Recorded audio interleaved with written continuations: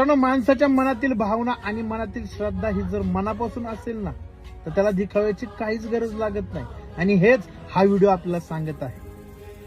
लाखो रुपये खर्च करून श्रीमंताच्या घरात बसवलेला गणपती बाप्पा सुद्धा त्याला पावतो, आणि तोच गणपती बाप्पा त्या झोपडीतील गरीबाच्या मुलाला सुद्धा पावतो.